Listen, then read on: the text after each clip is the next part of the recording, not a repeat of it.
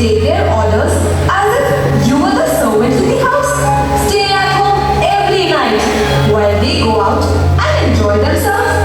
Husbands, sons, and daughters should be taking notice of wives and mothers, not giving them orders and treating them like dirt. I suppose you are right. Oh, goodness gracious! Look at the time. Nothing ready. And my husband and children will be home any minute. Let them wait or look after themselves for once. This is where your food goes down. Start now. Mrs. Fitzgerald, I know you mean well. In fact, I agree with you, but I just can't. Then let me do it. But I don't understand. You couldn't be me. Let me show it to you, dear. Give me your hands and keep quiet for a minute. Just don't think about anything. Now look at me. Asharata dam. Asharata dam. Asharata lam dam.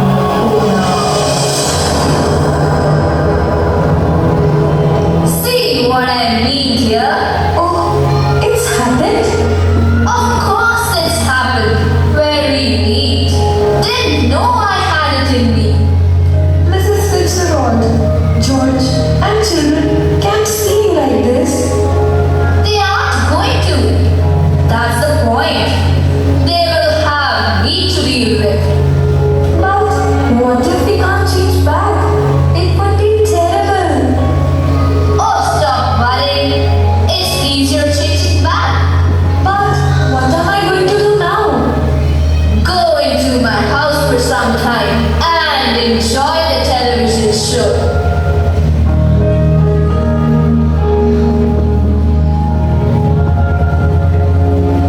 Mom, you haven't dyed my yellow silk. Mother, what are you doing? What do you think I'm doing? Why are you watching the ceiling? But you're reading a fashion magazine at this time?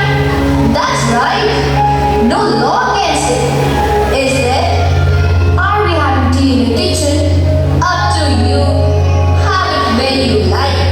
Do you mean it isn't ready? Yours isn't. I've had all I wanted. What's the matter with you?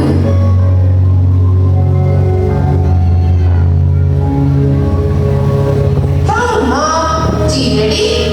No, Why not? I couldn't bother. Mom, feeling off color or something? Never felt better in my life. What's the idea then? Just a change. Well, snap out of it, Mom. I haven't got too much time. I have plenty of time. I don't get this, Mom. What's going on? Changes. You look terrible. If I didn't terrible, it's your fault.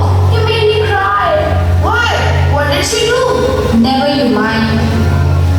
Has she been like that with you too? Yes, no tea ready.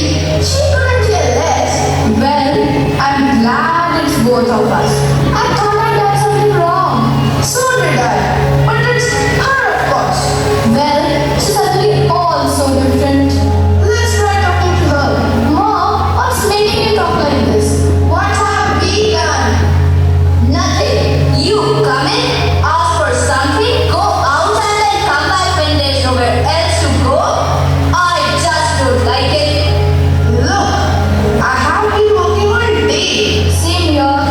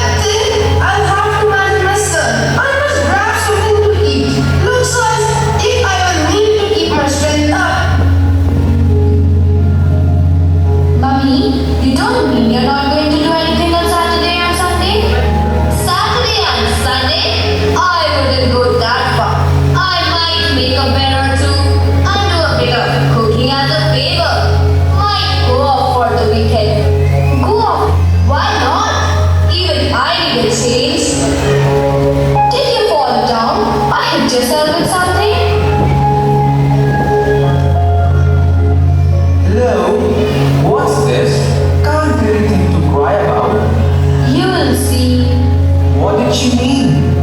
Better ask her. Reading a fashion magazine? Yes? At this time of the day? What's wrong with it at this time of the day? Well, I don't like it. It doesn't look right.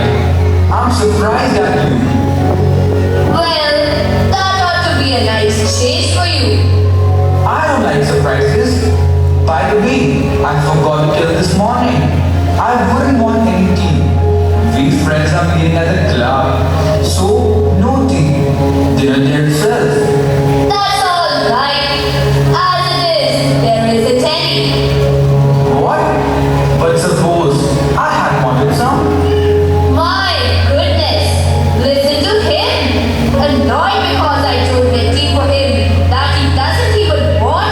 Ever tried that at the club? They'd laugh at you even more than they do now. Laugh at me? They don't laugh at me. Of course they do. They call you Pompey Pearson because they think you're so slow and pompous. Never. Hey Cyril, you have been with me to the club once or twice. They don't laugh at me or call me Pompey, Pearson. Do they? Well, yes, Dad, I'm afraid they do.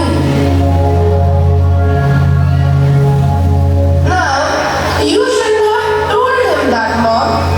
That's not fair. You have hurt his feelings. Mine too. Oh, that's all right. Sometimes it does people good to have their feelings hurt. If your father didn't go to the club so often, perhaps they would stop laughing at him. I doubt it. Might be for me. I'll see. It's that silly old bag from next door, Mrs. Fitzgerald. You don't want her here, do you? Certainly I do. Ask her in. And don't call her a silly old bag. She's a very nice woman with a lot more sense than you ever have.